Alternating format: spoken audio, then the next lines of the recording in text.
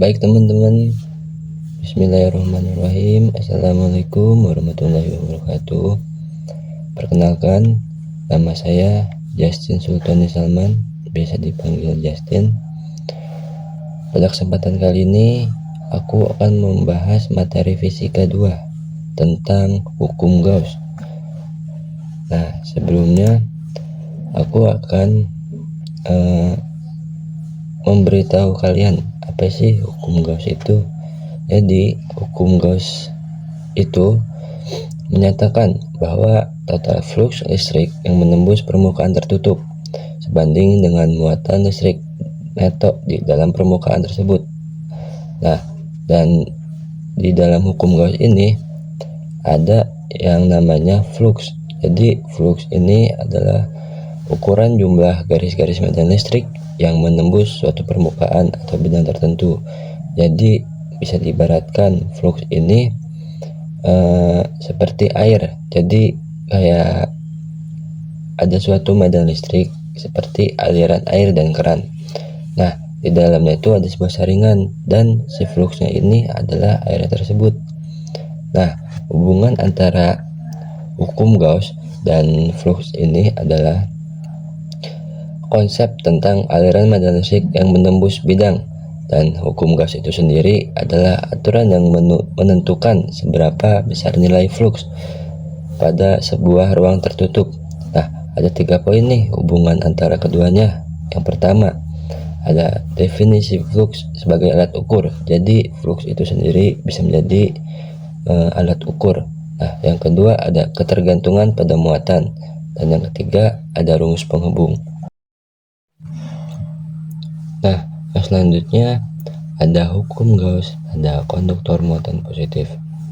Jadi hukum Gauss pada bola konduktor pejal. Yang pertama, kita harus tinjau bola tersebut konduktor pejal dengan jari-jari.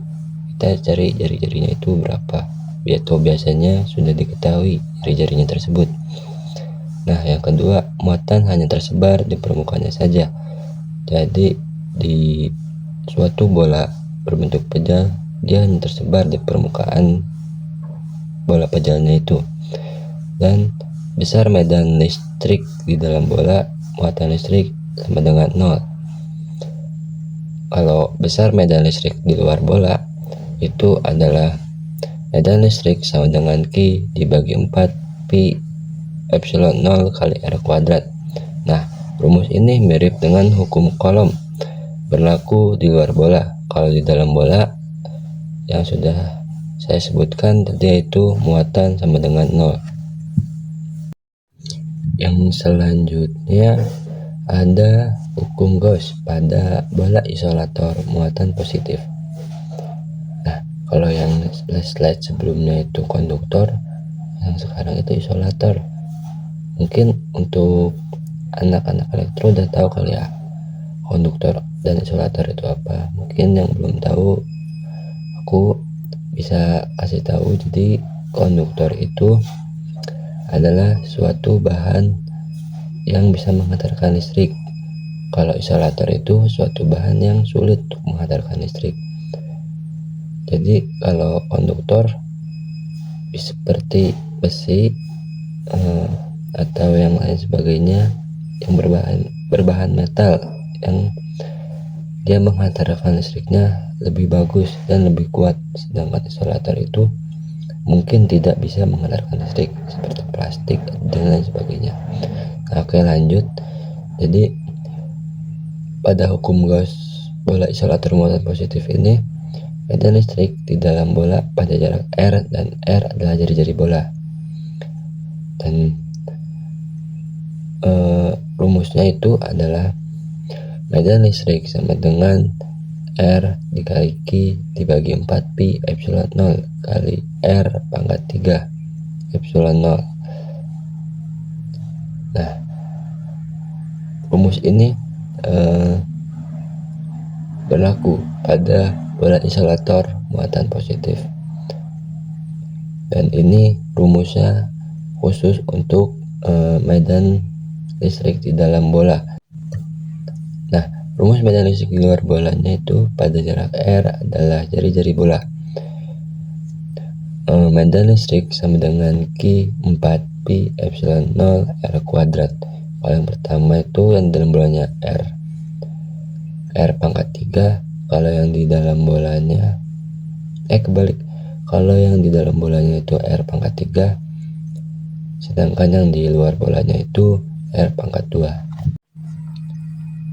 Nah, yang selanjutnya ada bola isolator berongga muatan positif. Kalau yang slide sebelumnya itu hanya bola konduktor dan bola isolator. Kalau ini dia tuh berongga, tengah-tengahnya tuh ada lubangnya seperti donat gitu. Nah, besar medan listrik di dalam bola pada jarak R. Muatan listrik integral D dot A sama dengan Q dibagi Epsilon 0.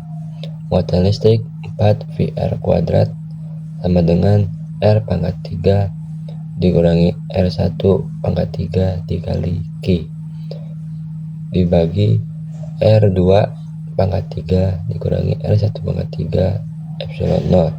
Nah, rumusnya kita dapat muatan medan listrik sama dengan R pangkat 3 kurangi R1 pangkat 3 dikali Q R2 di pangkat 3 dikurangi R1 pangkat 3 dikali Pi dikali 4 Pi R kuadrat Epsilon 0. Nah, jadi kalau kita menemukan soal bola isolator berongga muatan positif, kita menggunakan rumus yang ini. Perlu kita ingat, mungkin jenis bola tuh banyak, jadi yang kita bahas kali ini adalah bola isolator yang berongga muatan positif. Yang selanjutnya bola bermuatan negatif. Muatan medan listrik integral D dot A sama dengan negatif Q dibagi Epsilon 0. E dot A dikali cos 180 derajat sama dengan negatif Q dibagi Epsilon 0. 4 VR kuadrat sama dengan Q dibagi Epsilon 0. Nah, rumus yang kita dapatkan yaitu E sama dengan Q 4V Epsilon 0 R kuadrat. Nah, yang sebelahnya ini ada dua bola bermuatan yang berbeda. Sebuah bola tipis berjari-jari A bermuatan 2Q. Di dalam bola tipis terletakkan bola pejal konduktor berjari-jari B dan bermuatan negatif Q. Medan listrik pada R kurang dari A dan R lebih dari A. Nah, di sini kita bisa menggunakan rumus yang sudah kita tadi bahas, yaitu medan listrik sama dengan Q dibagi 4Pi Epsilon 0 R kuadrat. Nah, di sini ada contoh hukum Gauss pada beberapa bidang. Yang sebelah kiri, hukum Gauss menembus bidang datar. Jadi sebuah bidang datarnya itu ditembusin oleh suatu bidang lain. Nah, di sini kita ketahui kayak dibagi dua antara kiri dan kanan. Jadi 2 E dot A 0A dibagi Epsilon 0. E sama dengan O dibagi 2 Epsilon 0. Nah, yang sebelah kanan ada hukum Gauss untuk kawat panjang pada silinder tidak tertutup.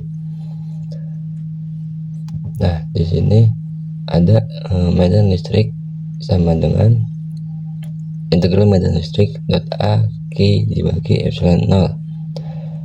Lambdanya itu Q dibagi L. Dan rumusnya medan listrik sama dengan lambda dibagi 2V R Epsilon 0. Yang selanjutnya ada hukum Gauss pada silinder. Untuk muatan positif, medan listrik berarah radial meninggalkan sumbu pusat silinder. Untuk muatan negatif, medan listrik berarah radial menuju sumbu pusat silinder. Nah, untuk rumus yang pertama sama dengan muatan integral D dot A dikali cos 0 derajat sama dengan Q dibagi epsilon 0. Yang kedua ada muatan listrik integral dot A dikali cos 180 derajat sama dengan negatif Q per epsilon 0. Nah, yang di bawahnya ada silinder konduktor. Jadi dibagi dua, ada di dalam dan di luar silinder. Dan muatan listriknya itu sama dengan 0. Rumusnya mirip seperti yang pertama, muatan 2VR L sama dengan Q dibagi epsilon 0, yang dimana muatan listrik sama dengan Q 2VR L epsilon 0. Distribusi muatan hanya pada permukaan saja. Yang selanjutnya ada silinder isolator. Silinder isolator tidak tertutup, diilustrasikan warna kuning berjari-jari R. Medan listrik jika R kurang dari R merah. Nah, di sini medan listrik integral D dot A sama dengan Q dibagi epsilon 0 sama dengan E 2V RL sama dengan R kuadrat dibagi R kuadrat dikali Q dibagi epsilon 0, yang dimana muatan listrik sama dengan R dikali Q dibagi 2V LR kuadrat epsilon 0.